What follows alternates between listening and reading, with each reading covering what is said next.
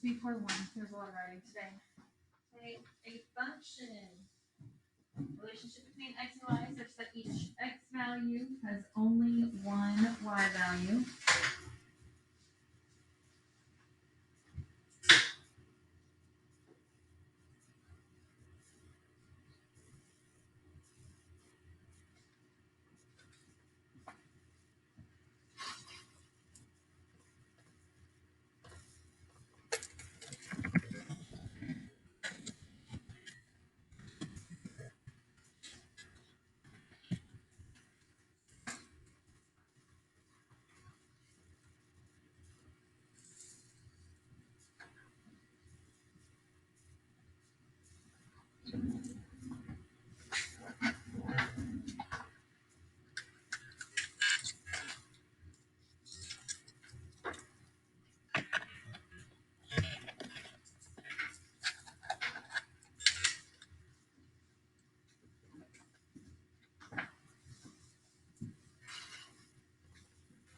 Okay, so that means if the point 2, -3 is on the graph of the function f of x, then no other point can have an x value of what? 2.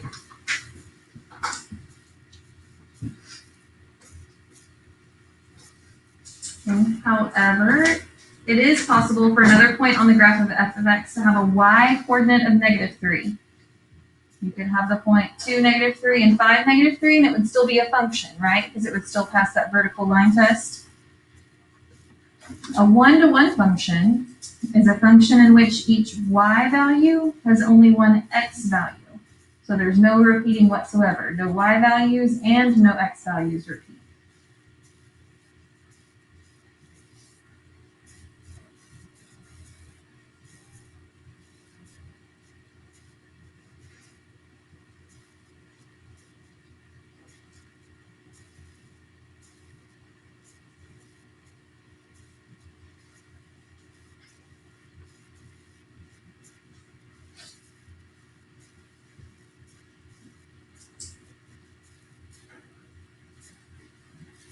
So for example, if 2, -3, and 5, -3 are both on the graph of f of x, then there is a y value, -3, that has more than one x value. Therefore, there's no way that function is a one-to-one function.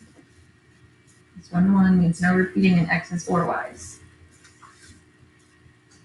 So the numerical determination is no repeating x or y values.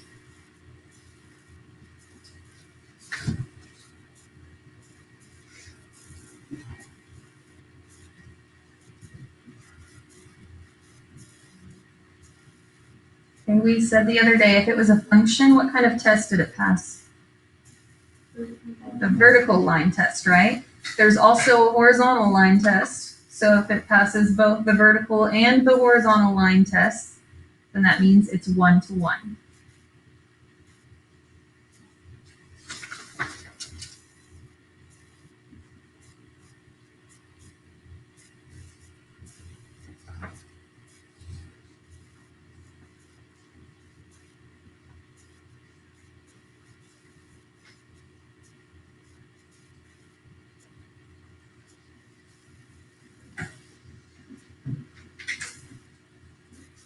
Okay, so we're also going to talk about inverse functions. Have you heard that phrase before?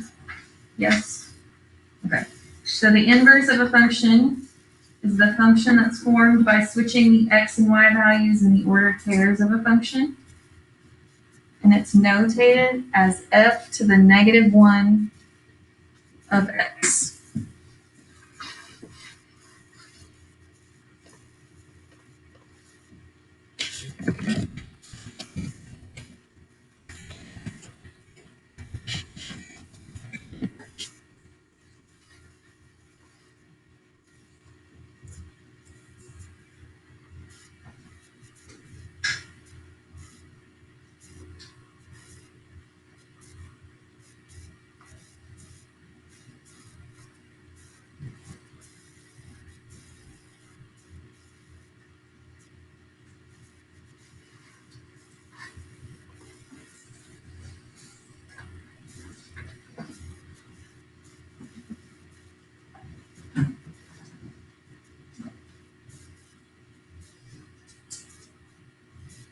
Okay, so what property of the function must exist in order for the inverse to exist? There's a lot of writing here.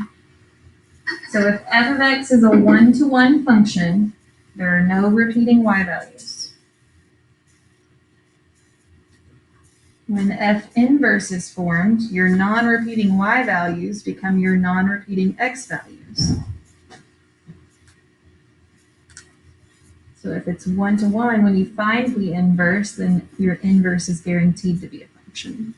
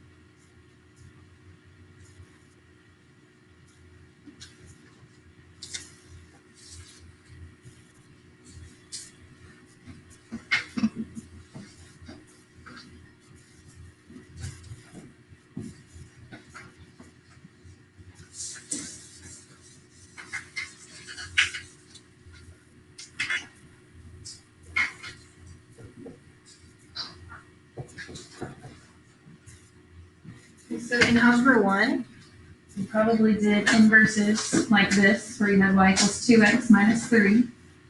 And then since the inverse is where you switch x and y, then to find your inverse, you would have done x equals 2y minus 3, and then solve for y, right? So you would add 3 and then divide by 2, right? Does that look familiar? Something you've seen before now, actually? Yes, no. Yes, okay. And then this was your inverse of that function, right? Now notice that this one, we added 3 and divided by 2. Here you do the opposite of that. You subtract 3 and multiply by 2. Just throwing that out there. Okay.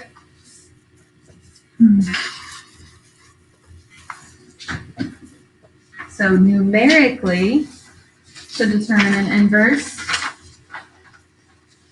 you have a table. You're going to switch the x and y values and rename that table F inverse.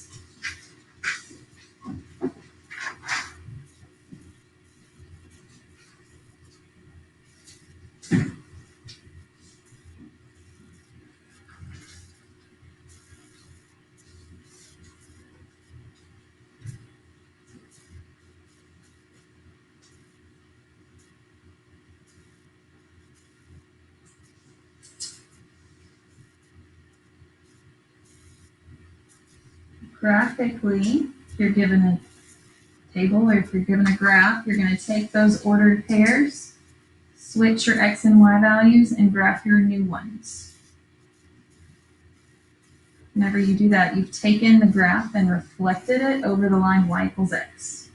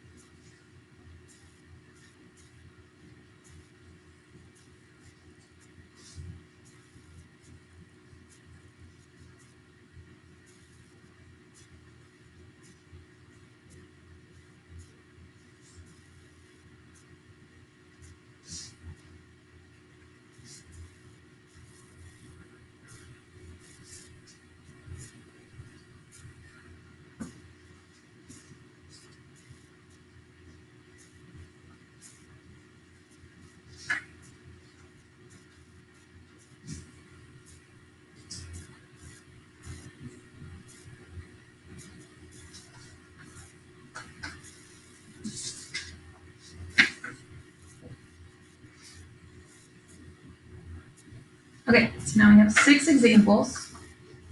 We probably won't get through them all before lunch. For each one, you're supposed to determine if a function exists. So you have to decide or determine if the inverse exists, sorry. So you have to decide if the function is one-to-one, and then provide justification. If it does exist, then you find the inverse. So if they give it to you in the table, then you're going to find your new table. If it's a graph, you're going to sketch the new graph, okay? So on part A, is this a one-to-one function? Actually, is it a function, first of all? Does it pass the vertical line test? Yes, because we don't have any repeating x values, right? But is it one-to-one? Why not? Because there's 2 y values of 2. Yep, there's 2 y values of 2, so it's not one-to-one. Because you have a repeating y value of 2. If it's not one-to-one, then the inverse does not exist.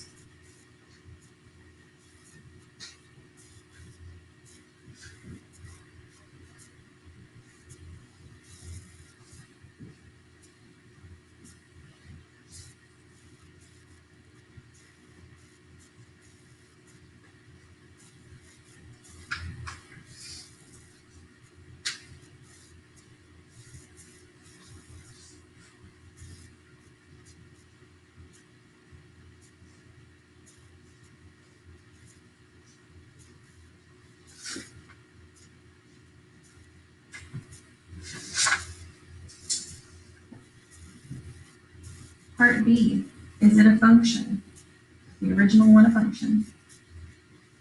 Yes, lots of head nods. Okay, there's not any repeating x values, so it is a function. Is it one-to-one? Yes, because you don't have any repeating y values. Okay, so that's good. So it is one-to-one because there's no repeating x or y values, which means that the inverse does exist.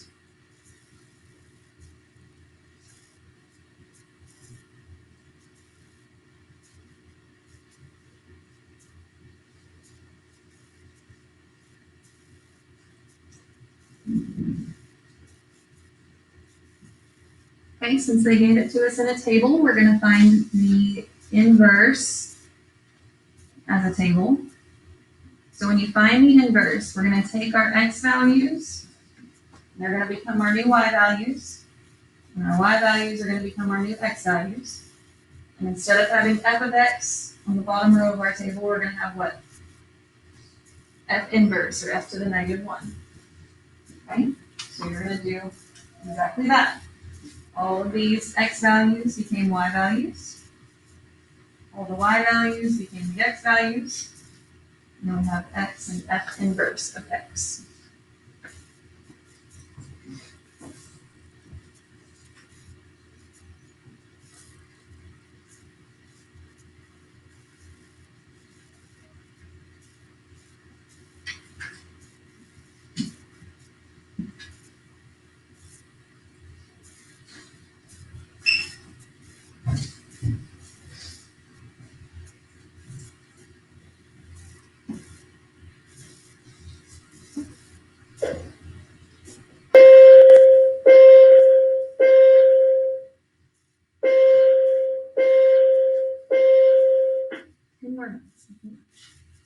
Okay, now we have some graphs. So first we have to decide if it's one-to-one, and then if it is one-to-one, we'll find the inverse. So for it to be one-to-one, what 2 tests does it have to pass? Vertical and horizontal. Does part C do that? Do we pass the vertical line test and the horizontal line test? Yes. Okay, so it is a function. It is a one-to-one function, because it passes both the vertical and the horizontal line tests.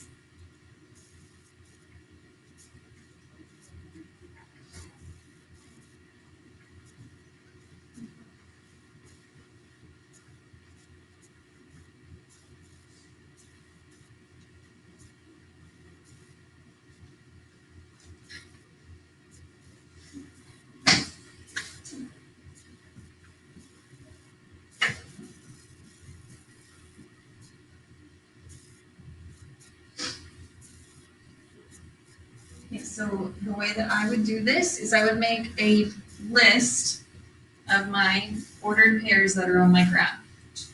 So I'm always gonna work left to right, because that's just the way I work, okay? So my first point right here is the point -5, 5.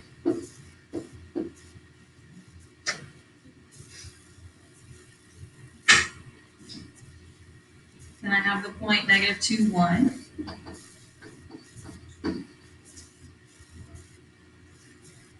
+2, -1. And +4, -4.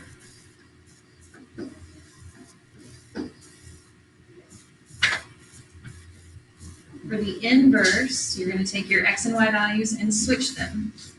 So when I do that, the point -5, 5 is going to turn into the point 5, -5. -2, 1 becomes 1, -2, and so on.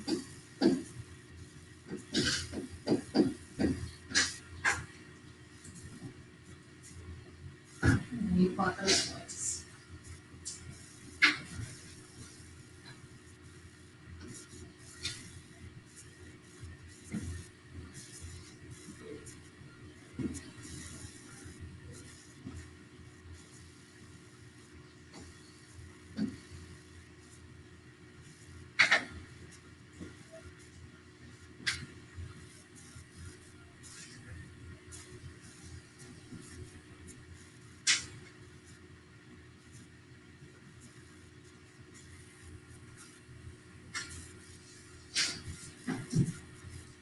So what we did was we just took our original black function f of x and we reflected it over the line y equals x. Just this red line I'm drawing right here. So if you picked that up and reflected it over, there's some geometry for you, then you would end up with your inverse function. Like that. Okay, what about g of x? Is g of x a function in part B or part D? Is it a function? Yes. Is it 1 to 1? Why not? It doesn't pass the horizontal line test. If it doesn't pass the horizontal line test, then your inverse does not exist.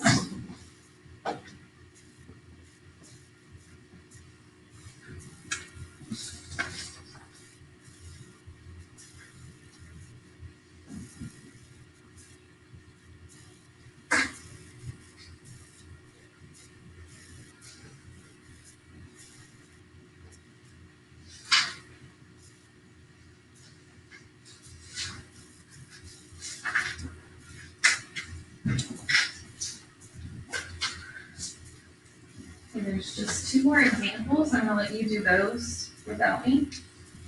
And we'll talk about them. Probably after lunch. Let's go ahead and work on those and then we'll talk about them.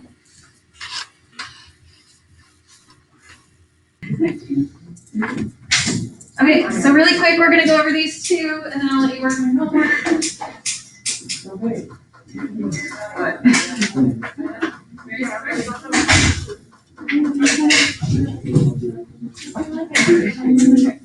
Okay, so is h of x 1 to 1? Yes, no, yes, okay. Passes the horizontal and the vertical line test, so it is 1 to 1. It does have an inverse. So your points for your inverse should have been -3, -5, 1/2, -4, 3, -3, and 5, -1.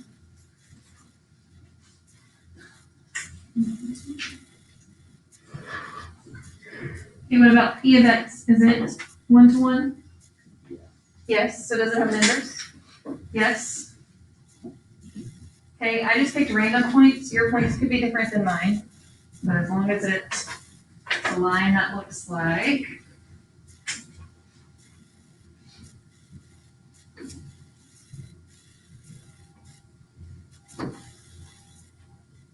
just grab them both real quick.